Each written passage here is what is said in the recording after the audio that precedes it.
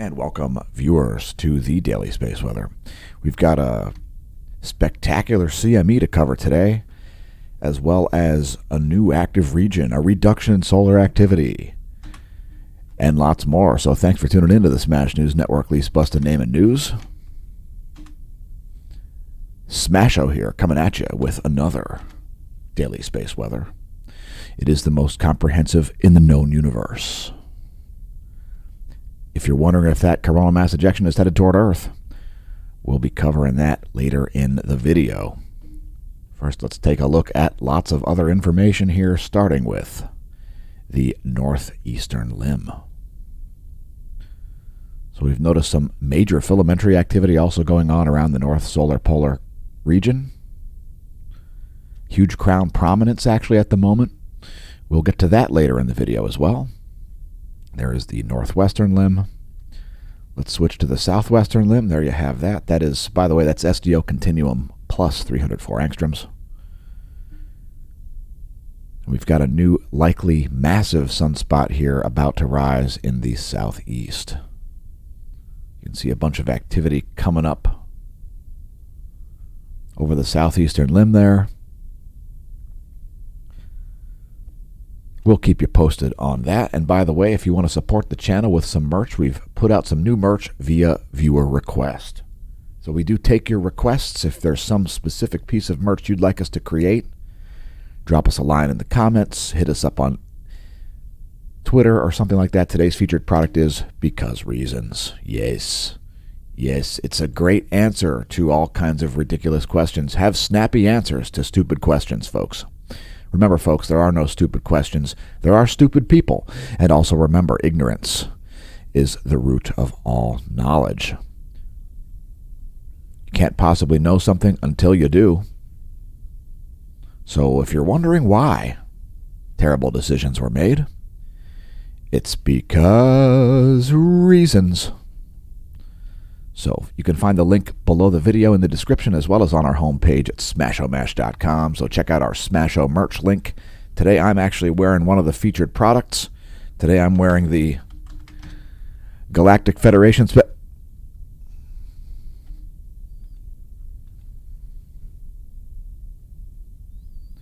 and I've got something open that I don't want open. What have I pressed? What have I pressed, folks? We've got an ad here on the screen, and it's impossible to get rid of it. Oh, my God. While I find that control, take a moment to press like and subscribe, press share, tell your friends and foes about the content.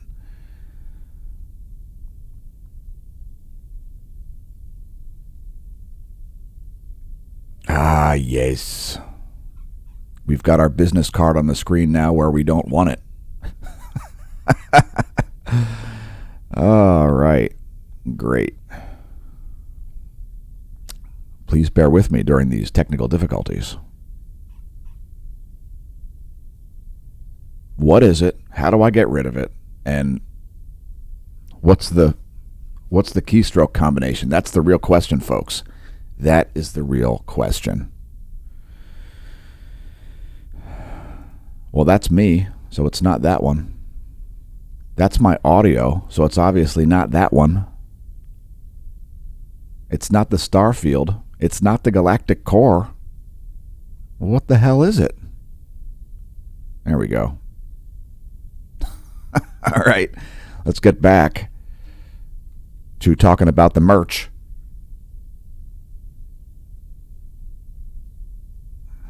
As I say to each of you, Universum Liberate. Yes. The motto of the Galactic Federation Special Forces. If you do visit the merch link, you will find the items in order of best selling.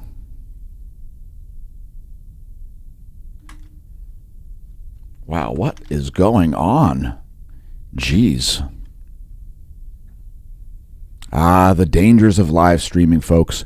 The dangers of live streaming. It's all in good fun. By the way, if you want to see the creation of that piece of merch, we did stream it yesterday on Twitch, so check out the Twitch channel, twitch.tv/smashomash. This video was originally streamed there live. If you want to support the content, Become a member of the Smash Team at smashomash.com/Smash Team. It's the official subscription services site of the Smash News Network, least busted name of news. You'll find our links there and so on. Support the channel by becoming a member of the Smash Team at the gold or silver level. The best value is the gold annual paid-up subscription. So check that out. You'll get additional content as well thanks to our paid subscribers over at the Smash Team site. And let's take a look at volcanoes. So Stromboli now back on the list here as the Sierra del Fuoco illuminates water vapor and gas emissions with incandescent lava. Stromboli is erupting. Etna also erupting there. A moderate effusive eruption continues there on Sicily. Sakurajima, flight level 10,000. That's flight level 100, by the way. 10,000-foot plume of volcanic ash there from Sakurajima. Subanose-jima, 6,000-foot plume of volcanic ash. Krakatau! Now back on the list. Popocatépetl, flight level 200 from Popocatépetl. Fuego in Guatemala, flight level 150. Revenador in Ecuador, flight level 150. And continuous emissions on Sabancaya are a stark reminder. Please do not pole vault the caldera. We need the views on YouTube. Next, looking at global seismicity. And remember, folks, any earthquake can be a foreshock. We're going to scroll up the list here. We've got lots of quakes here around the Pacific Rim. Lots of quakes around the Pacific Rim. And people are expecting a large quake in the San Francisco area, someplace in California there. Some folks forecasting earthquakes there. Again, any earthquake can be a foreshock, folks, such as this 5.4 south of the Kamchatka Peninsula there. Here's a 5.2 at the Mid-Atlantic Ridge. Those are among the largest quakes. No major quakes over the past 24 hours. Philippines had a 5.2. Japan had a 5.2. Those came in earlier this morning. Again, remember, any earthquake can be a foreshock, such as this 5.1 at Japan. And let's get back to space. Here's some composite imagery. This is the last 24 hours. In 171 angstroms to show the lower corona and the magnetic looping features of that species of ionized iron, and 193 angstroms to show the extended corona. This composite set of wavelengths is great at showing filaments. As you can see, some crazy filaments around the northern hemisphere. Also some CMEs happening there. We'll talk about it a little bit later in the video. First, the radio flux. Now down to 146 solar flux units. There's the 1-year graph of that to put it in context. 146 is the 10.7 centimeter radio flux number. And NOAA forecasting some geomagnetic unrest, mild geomagnetic storm conditions tomorrow, it looks like. That is from a coronal hole high-speed stream impact. We did see a tiny coronal mass ejection impact. It showed up a little bit earlier than forecasted. And we're wondering if there might be some additional inputs there, but at the moment, just a tiny coronal mass ejection signature. Again, a little bit earlier than we expected, and a little bit less significant of a strike than we expected. We'll get to that here in a minute. First, Earth's geomagnetic moment here. This is the planetary K-index. KP 1.33 is the current situation. Geomagnetic calm conditions. Here's the last 4 hours of Earth's magnetic moment from space. Again, things are pretty calm in the earthly geospace here. This depicts magnetohydrodynamic pressure for the past 4 hours. We're not expecting to see any major gyrations happening there. We'll also show Earth's magnetic moment from the ground for the past 4 hours, if all goes according to plan. So there is your geospace delta B, changes to Earth's B field. The B field being the field going through the magnet, this magnet being Earth. Again, geomagnetic calm conditions here at a KP 1.33. That's the last 4 hours of Earth's magnetic moment from the ground in nanotesla magnetic flux density. Next, the real-time solar wind. And again, we did see this minor coronal mass ejection impact here. It was very, very brief. You can see a definite shift in the phi angle. You can see a shift in the solar wind density and the solar wind speed and in the plasma temperature, a definitive coronal mass ejection impact. There was a moment there where the density made it all the way up to 124 kilometers per second out there at Lagrangian point 1.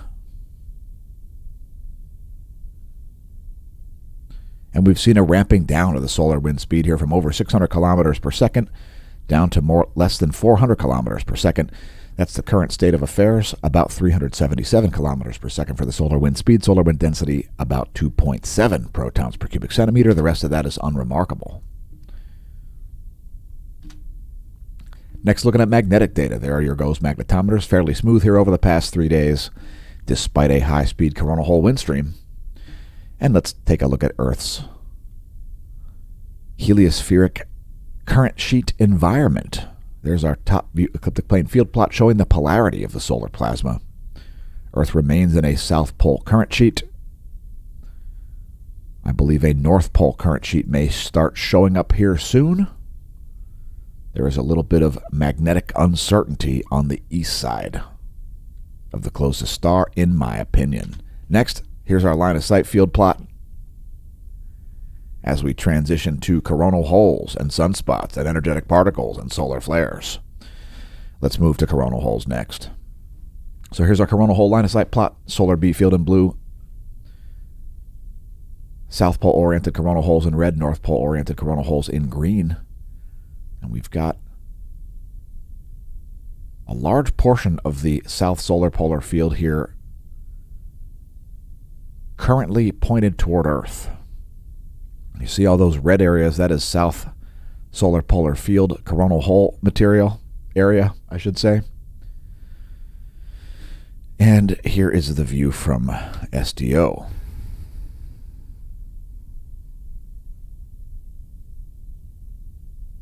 So these coronal holes rotating in from over here, these are all south pole oriented. And next it's time to move to sunspots. We are expecting a new sunspot group to be rising here soon in the southeast. We see some activity coming from that area. We'll get to that in a minute. Besides that, sunspots have been stable over the past 24 hours. Here is your SDO magnetogram, which should corroborate what I've just stated. We'll also switch to the SDO continuum, but those are the magnetic fields.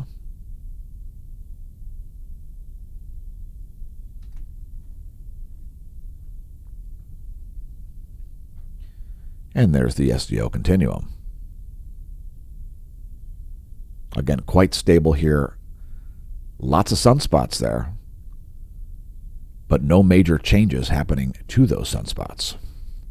No spikes in the proton flux either, despite some minor flaring. We just had a long duration flare and all kinds of radio bursts coming up from NOAA, if you get the email alerts.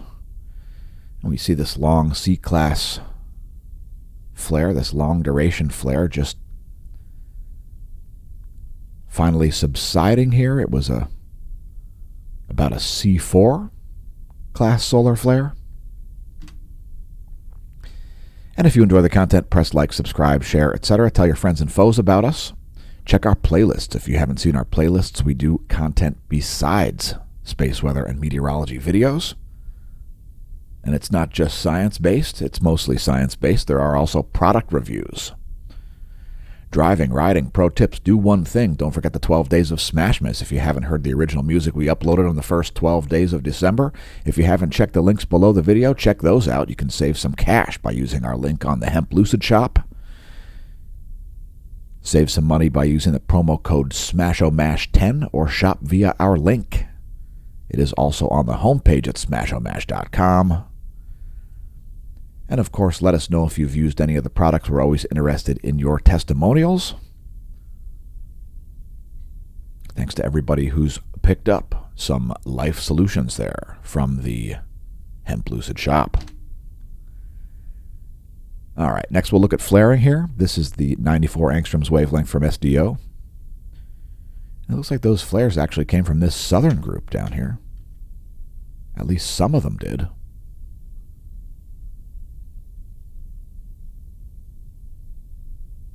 And again, there is a very active looking region rising down here in the southeast.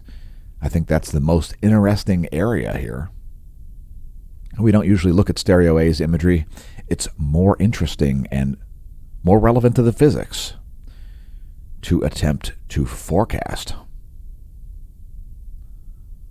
Yes, I know, you can look at stereo A and determine if it's a sunspot, probably in all likelihood. That's the last 24 hours and 131 angstroms. I believe it is a sunspot. It is producing quite a lot of activity before even coming into view. Next, here's a star chart, and the sun has yet to rise over Lehigh Valley, Pennsylvania. If you want to make your own, head to in-the-sky.org. We've drawn in the blue line, which is the ecliptic, and the yellow line, which is the blue line, which is the galactic plane, and the yellow line, which is the ecliptic. That's what's going on over Lehigh Valley, Pennsylvania. That is the all-sky chart from in-the-sky.org, and let's do our solar system forecast. So here's what's going on in the solar system at the moment. We've got a gibbous waxing moon. Let's advance this 1 week. There's where things will be on January 10th, as the moon and Mercury head over to the lonely side of the sun that lacks gas giants. By the way, we've got missing data here from stereo A as well as from George Mason University, so not exactly helpful here. We're going to have less coronagraph imagery than we'd like, but we do have a forecast for that latest coronal mass ejection regardless. So while we can't show the normal animations, we will show some animations from the Soho-Lasco C3 and C2. Stereo A's data is ancient here. This is from New Year's Day at 4:38. That's the last we see from that. And check out this CME propagating. Is it earthly directed? You may be wondering. Well, the answer is no. It's not only off to Earth's east, it is also largely on the far side of the sun. So unfortunately, stereo A is not going to show you that at the moment. It's got massive quantities of missing data, but this latest CME here, quite spectacular, is just a light show and not headed toward Earth. Here's some more imagery of it. That is the last 24 hours in SDO 304 angstroms, as well as the Soho-Lasco C2 and C3. Here's a further zoom out, which should show some additional ejecta. Splentacular imagery there, but not earthly directed.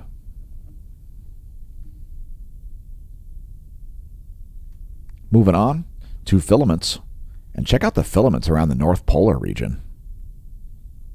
Sensational filaments there, performing some crazy synchronized rotational activities.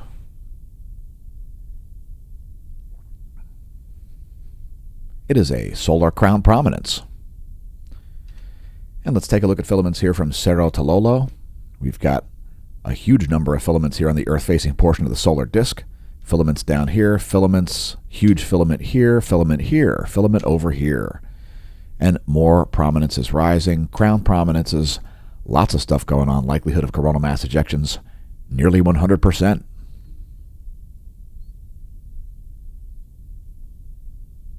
That's a ground-based solar observatory at Cerro Tololo, Spain. And let's do a name that filament, even though nobody sees the tweets. Let's do it. Let's wait for Twitter to load. I know you can handle it, Twitter. Name that filament. Especially this one. If you've got a name for that, join us on Twitter. Feel free to edit the image, mark it up, etc. And if you don't follow us on Twitter, you'll be missing some of the content, some of the retweets. It's always interesting over there. And check out this crown prominence. It looks like it's in the process of becoming quite unstable there in the past about 2.5 hours. That's the GOES 16 SUVI with its great wide field of view. Crown prominence there happening around the North Polar region. Shrink that down to 67% to show the full disk.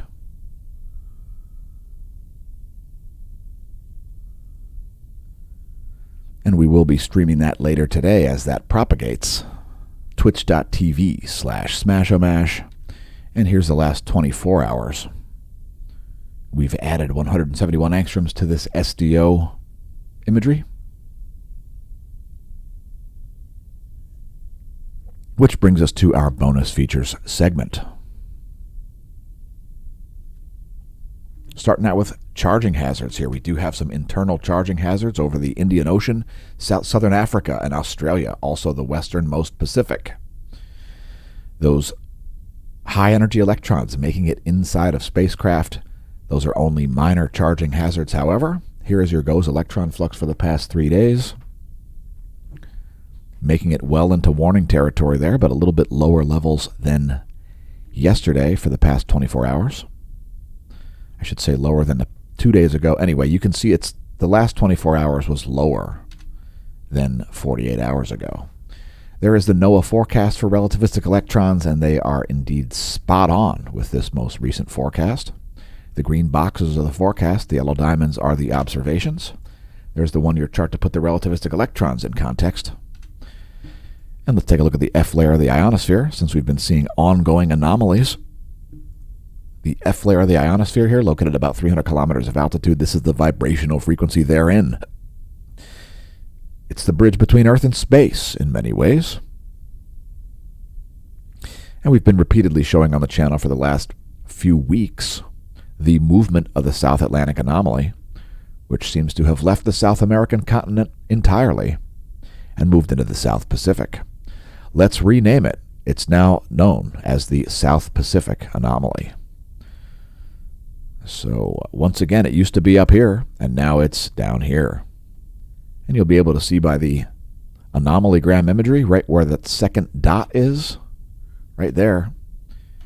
You can see indeed the South Atlantic anomaly no longer over the South American continent. Let us know in the comments what you think of that. There's the latest image, 11:30 Universal Time, vibrational frequency, and there's the anomalygram. That's anomaly in megahertz from a 30-day median. Also, I believe the South African anomaly has moved a few hundred miles north. So South Atlantic anomaly has moved southwest. African anomaly has moved north. And let's move on to look at the total electron content. That is the free electrons between your GPS satellite and your handset, a distance of about 12,500 miles. There's the latest imagery from Bureau of Meteorology from Australia. And here's your animated map showing you the most likely places for GPS errors. Continued major GPS errors will be occurring over North America, most likely here, as we've seen ongoing huge GPS errors. Many of those free electrons are out of place, causing signal refraction where it might not otherwise be expected. That is our total electron content for planet Earth. And normally we would show the SDO imagery right now, but the SDO website has been busted lately. So let's just look at the latest imagery here in terms of these sunspots. I've pressed refresh on HelioViewer.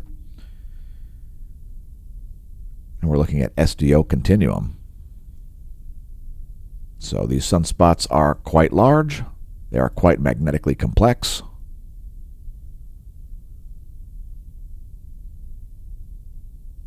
And again, if I add 171 angstroms, you will indeed see this active region rising here in the southeast.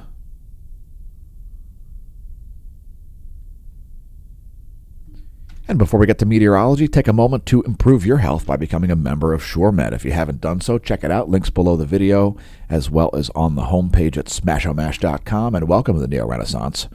If you want to improve your health by becoming a member of the American Better Health Organization, I highly recommend it. I'm a member. And it increases the likelihood that I'll actually contact a doctor because of the doctors by phone service, also counselors by phone, virtual veterinarians, because people's health and their pets' health is indeed related. It's probably worth it just for the doctors by phone and counselors by phone. You'll also get discounts on pharmacy items. and lots more. Discounts on vision and dental, for example, on top of your existing insurance. And it's not insurance, by the way, but if you'd like me to be your agent of record, even if you don't have Medicare, I am a licensed Medicare insurance agent in 28 states. But even if you don't have Medicare, I could still be your SureMed agent of record. Once again, welcome to Neo Renaissance. Links on the homepage to that.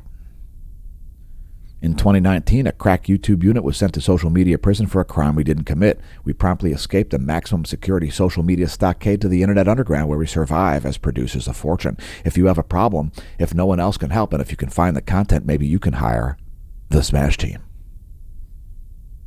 And I guarantee you can, because we replaced our Patreon with a superior website, smashomash.com/Smash Team. And we are still on Patreon, and we haven't forgotten about the credit crawl. It is coming. Once again, thanks to our donors. Thanks to everybody who's supported the content over the last pushing 6 years now. And let's check and see where the largest waves in the world are located. Yes, waves. You could say gravity waves. Actually, the oceans are pretty calm here. Could the largest waves be only 23 feet? What do we got in the Pacific? Similar. Southern Ocean's usually a good spot. We've got some calm seas here at the moment, folks.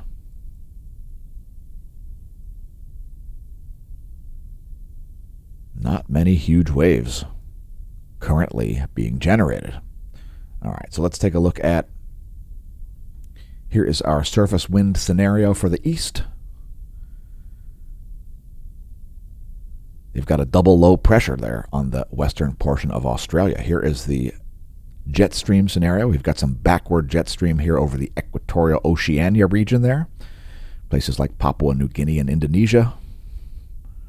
Strong jet stream in the north. Here are the jets of the western world. Doubled up jet stream over the U.S.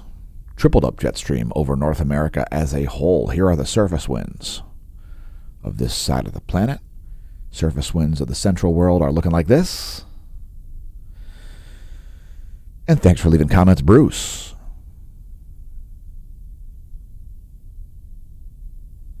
And there are the jet streams of the central world. And let's blast through some more meteorology. So here's what's going on in terms of clouds and fog. It's the NASA GOES 3.9 nanometer infrared radiation satellite.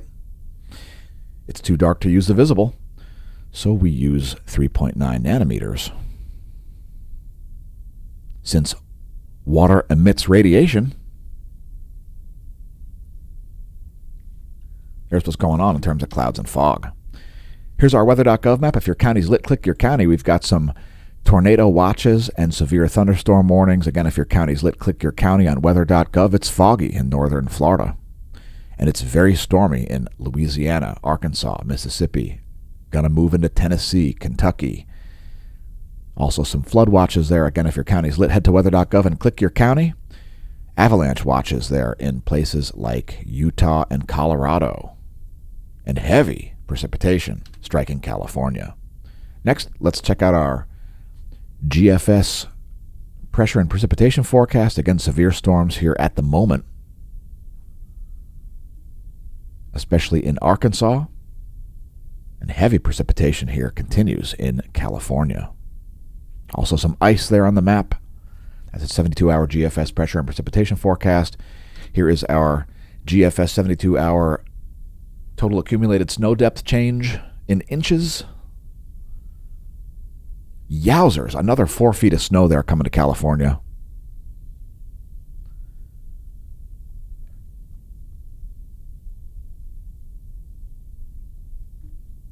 And we'll also show the temperature anomaly forecast, since we've got some anomalously warm temperatures here in the Northeast. So quite warm here in Pennsylvania here for January. It's a warm snap.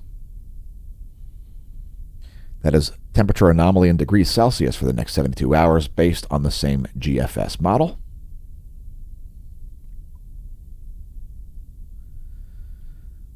And let's move to windy.com next. There's the current pressure environment. One of the many great features of windy.com is air pressure. And we're not going to do a forecast at all here. We're just going to move on. And happy 2023 to you as well, Bruce. Unfortunately, our lightning mapper is very old, so we're going to move to a real-time lightning map instead. We've got some strong lightning here stretching all the way from Houston to Ohio, it looks like. Certainly an active cell there in Kentucky. So if we get a little closer here, just west of the Mississippi there. We got some rather active cells there.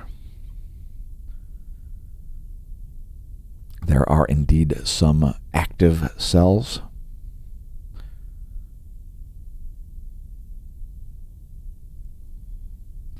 We'll zoom out to show the global lightning map. Next time you hear thunder, perhaps check it out. It's a good time. lightningmaps.org. It could save your you-know-what. And it's about time to close this mother out with our U.S. Doppler radar. They're the full 50 states of ALSA, former nation, now Banana Republic, the allegedly United States of America. Precipitation all the way from Scranton, Pennsylvania to Houston, Texas. Here's our shortwave radiation showing clouds and fog. And there is the water vapor map that should help things out. We've got this dry mass of air kind of mixed in here. This is a relative high pressure zone. And that's providing somewhat of an impulse here to keep these things moving to the northeast.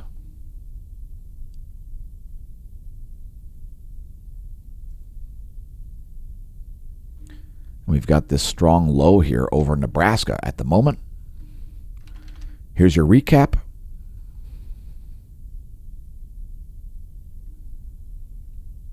That's the U.S. Doppler radar. Here is the clouds and fog shortwave radiation map. And there is the water vapor map. That should clear things up if your Doppler is not doing the job. That moisture looks like it is steadily moving to the northeast. Thanks for tuning into the Smash News Network, Lee's Busted Name and News. It's time to close this thing out. And in the meantime, may that solar wind be at your back. Facts stated in this video not necessarily suppressed by criminal big tech organizations like Apple, Meta, Google, and Twitter. Opinions expressed in this video not necessarily the opinions of Smash News Network, Lee's Busted Name and News.